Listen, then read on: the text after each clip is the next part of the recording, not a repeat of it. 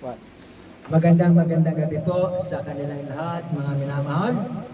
Ito po muli niyong kapatid, Brother Rom Salcedo, na mabati sa inyo na sa magandang gabi. Tayo po ay patuloy sa ating pag-aaral ng salita ng Diyos. At dito po mga minamahal, pinakapaksa po natin dito ay ang Diyos na Espiritu na nagkatawang tao.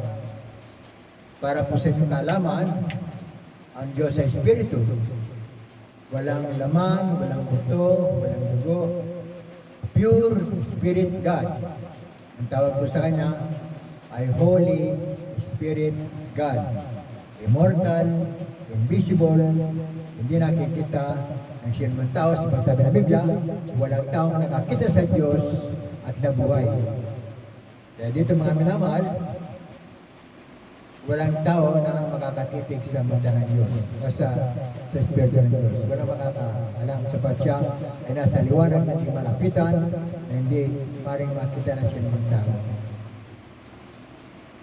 Subalit dahil mahal ng Diyos ang kanyang mga nilikha na nilikha niya ayon sa kanyang sariling larawan, wangis at tanyo, kinakailangan niya itong makausap.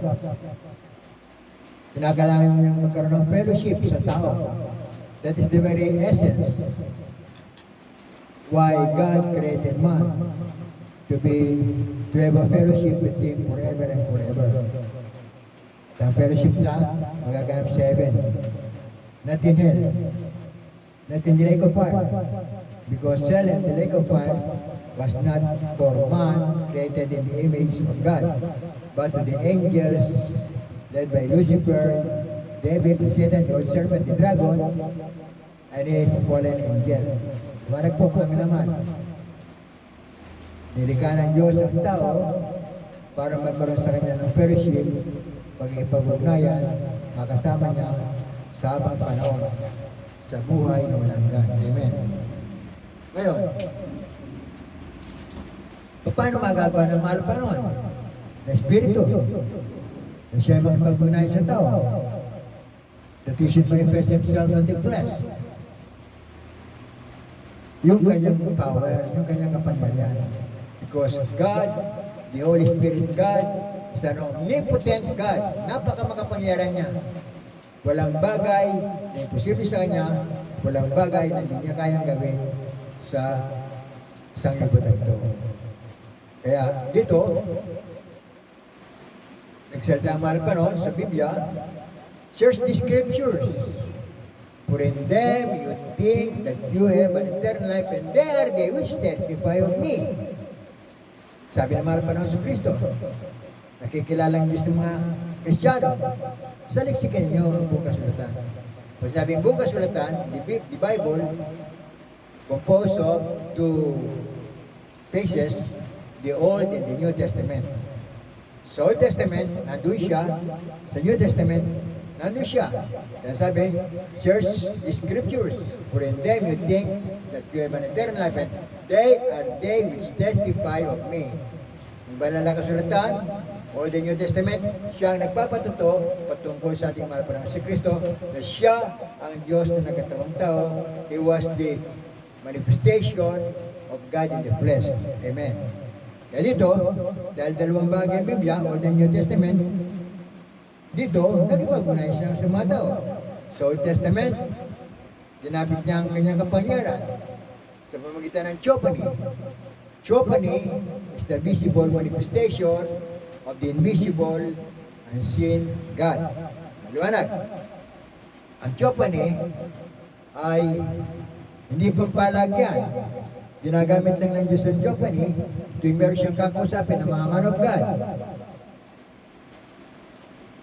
Ginamit ng Diyos ang kanyang Theophany na nagkatawang tao siya para likayin ang lahat ng bagay sa mundo.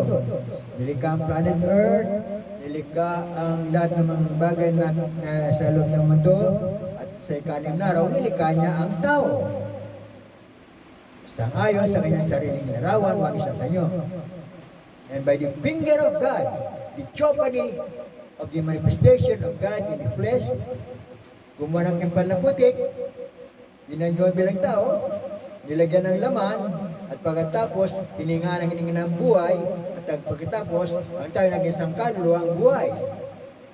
Sabi ng Biblia, sa Genesis chapter 1, chapter 2, verse 7, God formed man in the dust of the ground and breathed into his nostril the breath of life.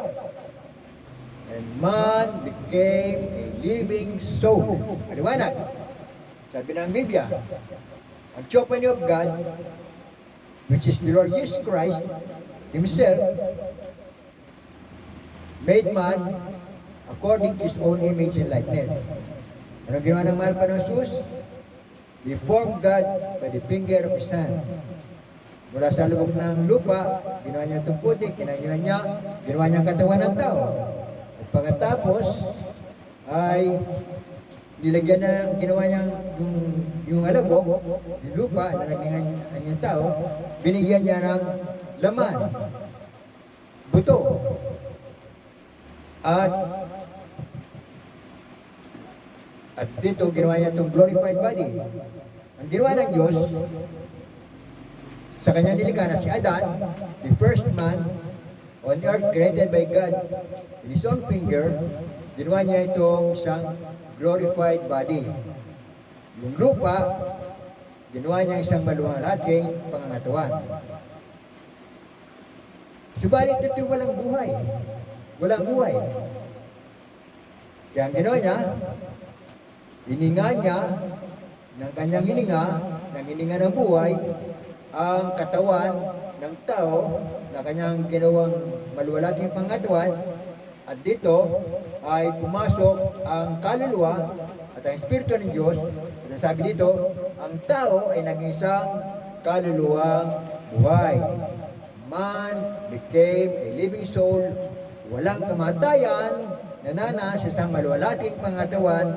That is Adam, the first man created by God in His own fingers. Maliwanag po. Nasusundan niyo po ako. Maliwanag po yan. Ngayon, para lalong maliwanag, ikaw na nakikinig sa akin ngayon, sa iyong cellphone, sa pamamagitan ng aking Facebook and YouTube account, ginagawa natin ito tuwing gabi-gabi sa kapaga ng mahal panahon, Lunes hanggang Linggo, sa kanyang kalooban, ginagawa natin ito, para dito, gabi-gabi, huwag kayong magsawa, sa ulit-ulitin ko ito, ang ipapangaral ko ay ang Diyos na nagkatawang tao. Bakit? Kasi maraming false religion ngayon, ang nagtatag ng kanilang mga reliyon, ay nililigaw ang milyong-milyong tao sa kanilang pananampalataya. Na sinasabi nila, ang Diyos ay imposible na magkatawang tao. Na ang Diyos ay hindi pwedeng maging tao. Sapagkat ang tao namamatay. Ang tao napapagod, nagugutom, nahuwaw. Yan ang tao. Kaya ang mahal pa noon, napagod, nagutom, nahuwaw, at namatay. O kaya, lalong tumibay ang paniniwala ng mga ibang panampalataya na Panginoong Kristo ay hindi Diyos. Tao lamang sapagkat siya napapagod, nagugutom, nahuwaw, at namamatay. At yan ang ating ginagawa ngayon, buksan ang kaisipan ng milyong-milyong mga tao na nadaya ng mga bidwang panampalataya ng mga bulang mga ngaral sa ating panahon, na pilit nila sinasabi ang Panginoong Kristo kailanman din naging Diyos. Sino yung mga reliyon na tinutukoy ko? Na nagtatakol sa pagka-Diyos mahal pa nun at pinapaniwala lang ng milyong-milyong mga miyembro ng Panginoong Kristo ay tao lamang at kailanman din naging Diyos. Baka kabilang kayo dito sa mga babanggiting ko reliyon, makinig kayo talaga dito. Sapagkat dito, itatanim ko sa inyong puso't kaisipan ang written word of God. Because the truth will set you free. Sa iyong maling panampalataya, ang katotohanan magpapalaya sa inyo. At ang mga binabanggit ko na baka kabilang kayo dito, ang Iglesia ni Cristo, na pinangunan ng Ginoong Perez Manalo, kinatag sa Pilipinas. Pilipino reliyon to. At ang na dito, ang doktrina nila, Panginoong Kristo, taong-tao lamang at kailanman din naging Diyos, at ang kalang Diyos ay siyama. Liliwanagin natin yan mamaya. Ang mga saksi ni Jehovah's Witnesses, nanggaling sa ibang bansa, dinala sa Pilipinas. At milyon-milyong Pilipino ang naniwala dito. Na dito sa Jehovah's Witnesses, ang Panginoon Kristo, angel lamang at hindi Diyos. At pagkatapos, yung Islam religion na mula sa Saudi Arabia, dinala rin sa Pilipinas. Mga Pilipino, hindi naman mga Muslim, naging Muslim dahil sa reliyon. At ang kanilang pananampalataya, si Kristo ay propeta lamang. At meron silang sariling propeta, si Muhammad. At sa pagkatawid sila sa sariling propeta, mas mataas pa si Muhammad sa propeta si Jesus. Katulad ni Abraham at ni Moses, ng mga propeta nila, hinangula sa Biblia. Pandaraya na naman sa tao. At ang malungkot dito, ang Muslim religion, ang Islam religion, na nagtatagal sa mahal pa ng Kristo, na pag sinabi ng Panginoon Kristo ay anak ng Diyos, papatayin ka. Papatayin ka nila. At itatapil ka nila sa kanila kung ikaw kabalat nila. Diyan na sa Pilipinas, at milyon din ang nadaya. At ako, kinayo ka ng mahal pa noon dahil sa kahabagan ko sa ating mga kababayan na mga Pilipinong nadaya ng mga reliyon ito. Kaya dito, makinig talaga kayo sapat dito, nakasalalay ang kaligtasan ng mga kaluluwa. Sapat maliwanag, na kapag tinakbil niyo ang Diyos ng tagapagligtas, wala kayong tagapagligtas. Yan ang napakalinaw. Kaya dito mga minamahal, papakilala ko sa inyo ang Diyos na Espiritu at ang pag-aaralan mo natin ngayon yung sa Old Testament, the Theophany of God, manifested himself in the flesh, at sa kalooban naman pa ron, bukas, ang the real Jesus na ipinanganak bilang tao. Malalaman nyo ang kadahilan kung bakit. Kaya para tayo gabayan natin mahal po noon sa ating sasabang nagling pag-aaral ito, magkasama natin sa panalangin, dakil ang Diyos ang makapangyarihan sa lahat sa pangalan ng Jesus. Sa oras na ito, ay papayag ko po sa mga minamahal kong mga kababayan na nadaya ng mga reliyon na kayo ang tunay na Diyos at buhay na walang gan, nagkatawang tao dahil sa misyon nyo, na kaming lahat ng mga nilikha nyo ayon sa inyong sarili na rawan. Wahis natin nyo ay huwag mapamak sa impyerno, kundi kami magmamana ng buhay na walang gan sa inyong piling pagpakailan-kailanman. Kaya, so ito mahal pa noon, aking sinasaway, lahat ng mga demonyo ng mga adlam, ng mga pag-alilangan, mag-isikal mga puso, cast out from them women and beliefs in thou right now, and I bind all the power of darkness, and in the word, O Lord, in His mighty name I pray, amen and amen, hallelujah, praise the Lord, praise God. From the reading of God's words, basahin ko sa Old Testament of my King James Bible, kung anong pangalan ng Holy Spirit God. Pag sabi Holy Spirit God, Spirit talaga. Sakdal na Espiritu na banal na hindi tao. Sapat walang laman, walang buto, walang dugo. Lahat po ng may pakinig ay makinig sa salita ng Diyos. From the book of Exodus, chapter 3, verses 14 and 15. Lahat po na may pakinig ay makinig sa salita ng Diyos. Iliwan ko sa Tagalog para higit niyong maunawaan. And God said unto Moses, I am that I am. Thou shalt say unto the children of Israel, I am has sent me unto you. Bakit sinabi ito ng Diyos kay Moses?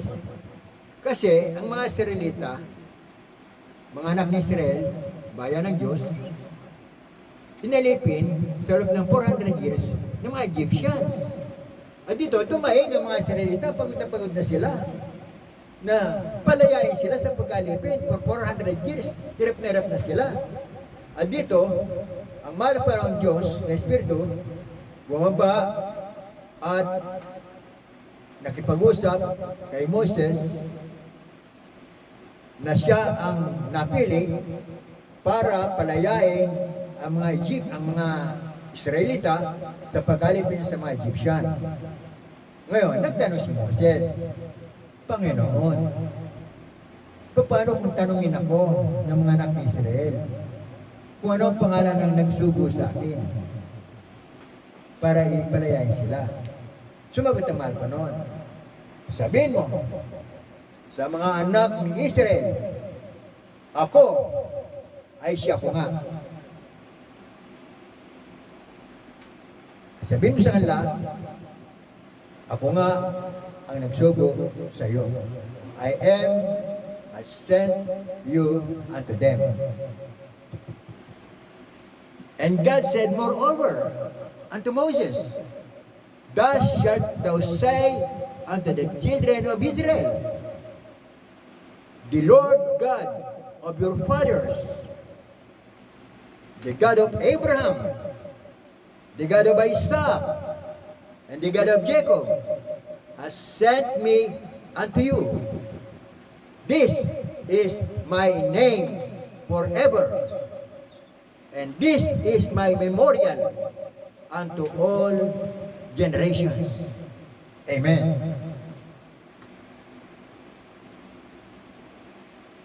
Sabi na mahal pa nun kay Moses, sabihin mo rin sa mga anak ng Israel, ng Diyos ni Abraham, ang Diyos ni Jacob, ang Diyos ni Isaac, at ang Diyos ni Jacob, ay isinugo ako sa inyo para palayain kayo. To cut this long story short, napalaya ng Diyos sa pamamagitan ng mga grabing himala na ginawa niya sa kamay ni Moses, na napalaya ang buong bayan ng Israel sa pag-alipas sa Egyptian. Tumawid sila sa dagat na bumuka sa pamamagitan ng tungkod ni Moses. At pagkatapos, nung nakatawid na sa ibayo, sumusunod ang mga hukbo ng Paraon na nasa gitna na, sinaran ng Diyos ang dagat, nalunod ang lahat ng mga Egyptyo. So that is the story. At ngayon mga minamahal,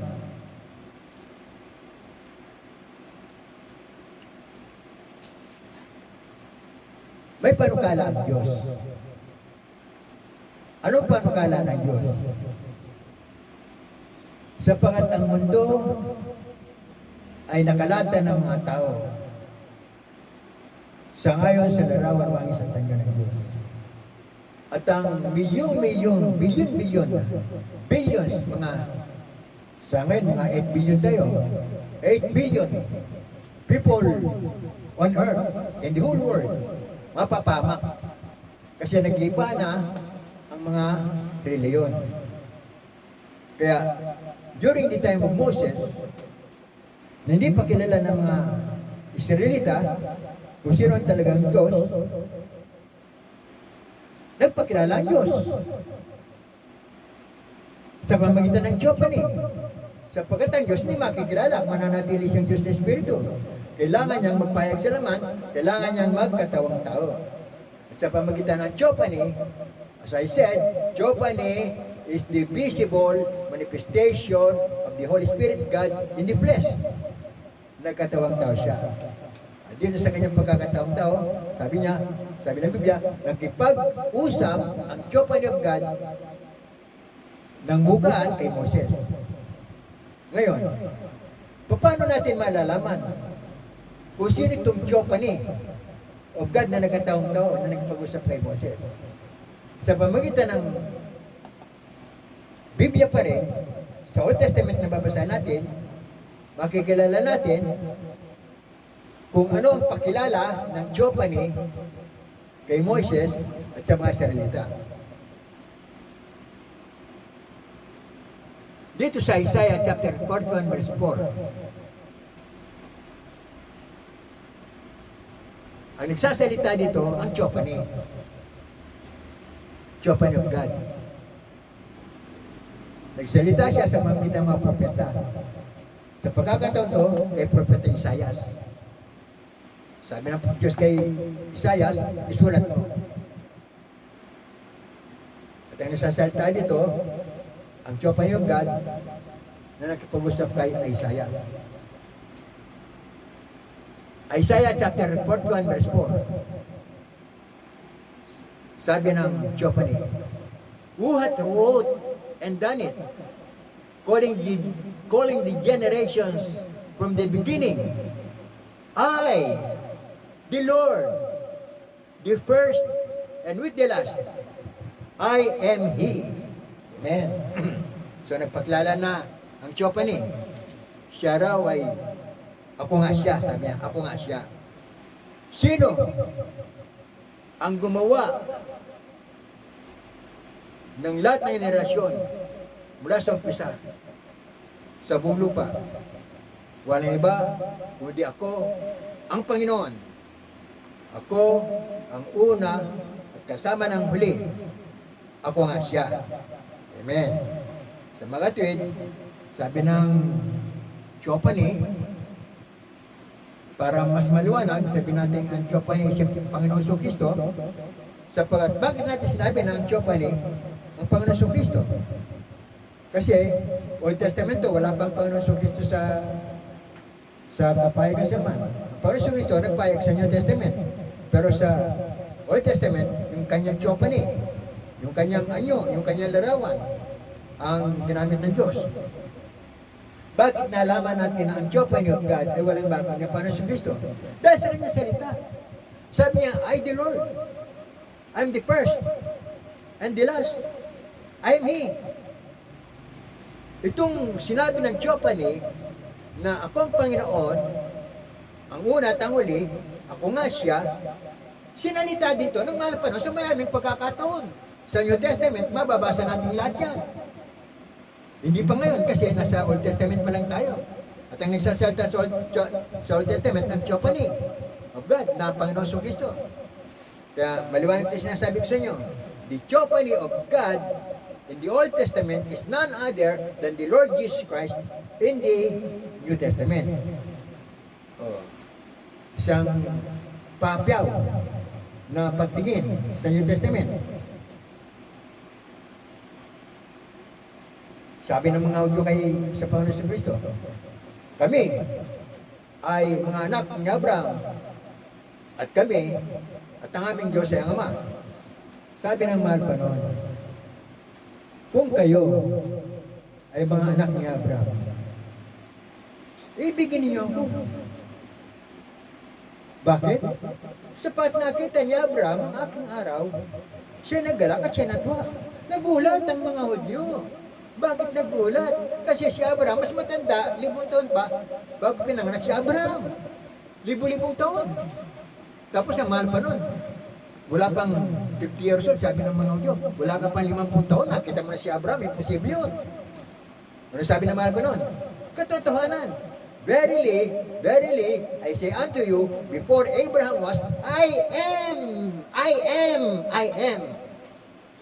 Sino I am? Ang God of the Old Testament. Sabi ng God of the Old Testament, the Spirit God, I am that I am. Thus shalt thou say unto the children of Israel, I am hath sent me to you. At ang salitang I am, alam ng mga Hudyo ito. Na ito ang pangalan ng Holy Spirit God.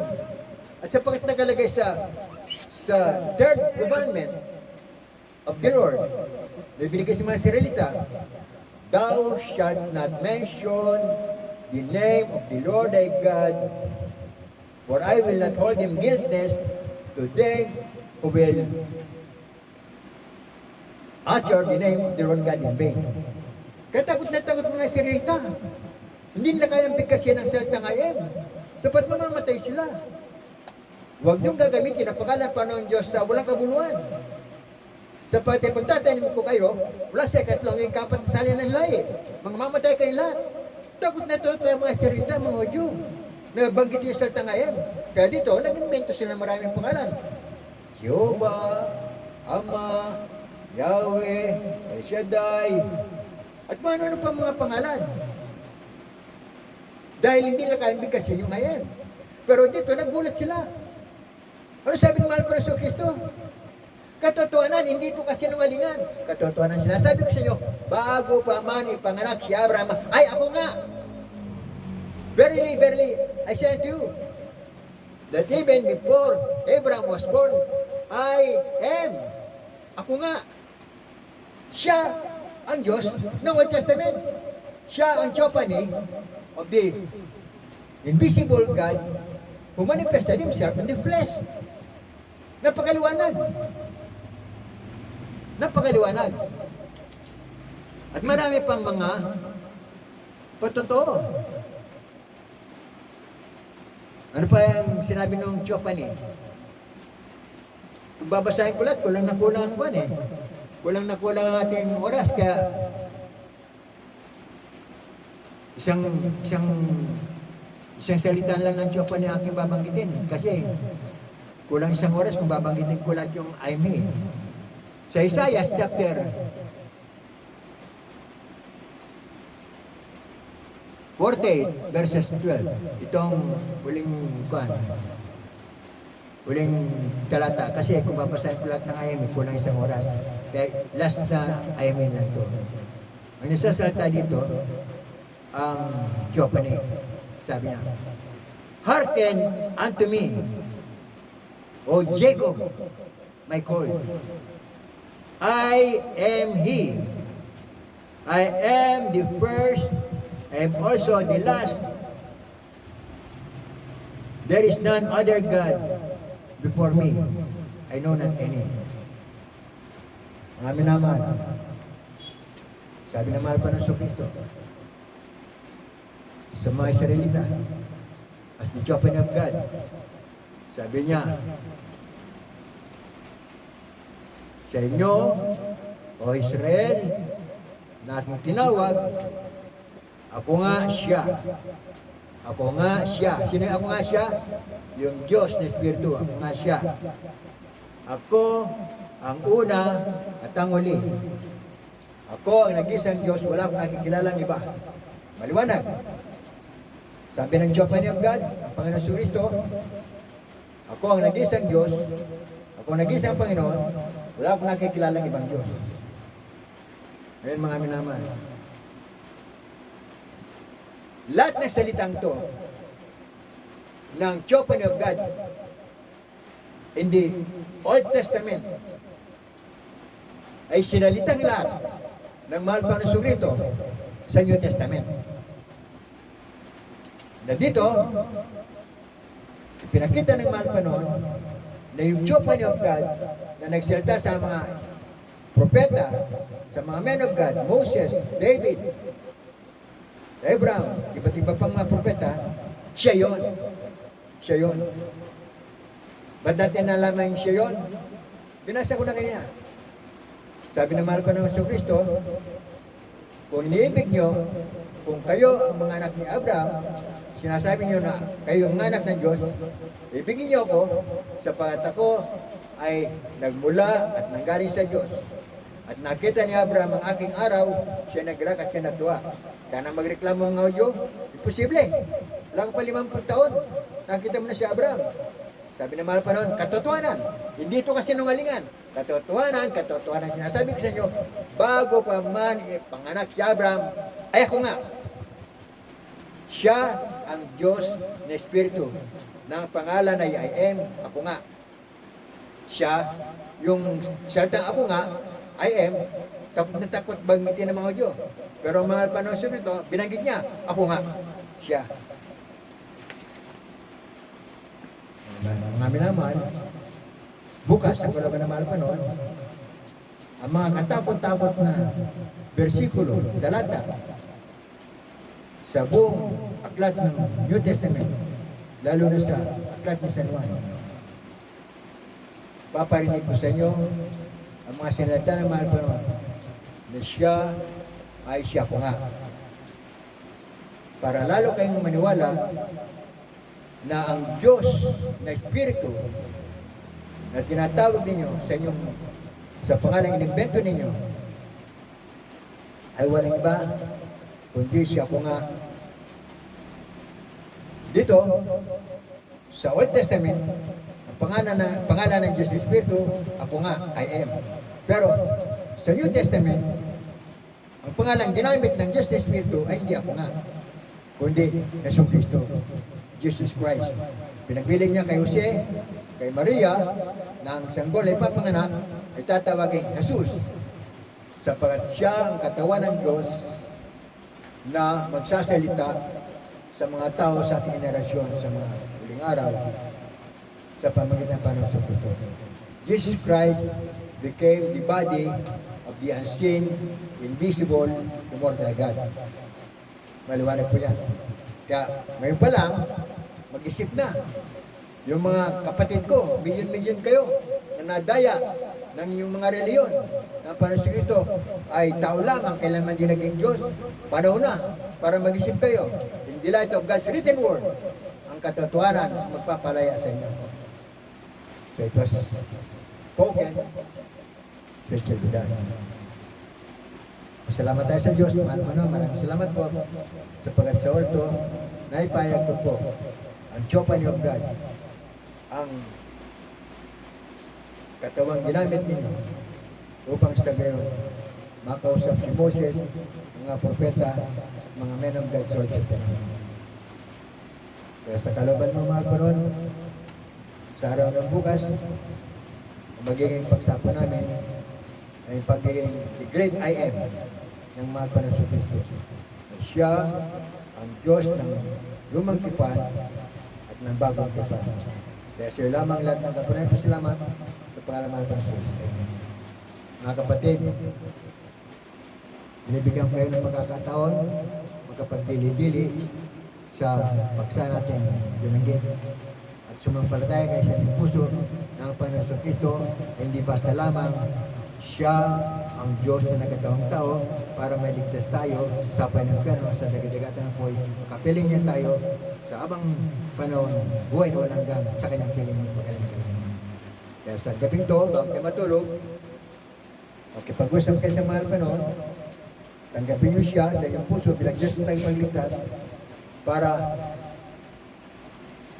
malaman niyo na kayo nasa katotohanan, kilala niyo kung sino ang Diyos na tagapagligtas ng lahat ng tao at tukom ng lahat ng tao na kung saan sa last judgment day, tayong lahat ay tatayo sa kanyang banalarapan. Kaya sila mga lahat ng buhay mahal panahon, Diyos na yun.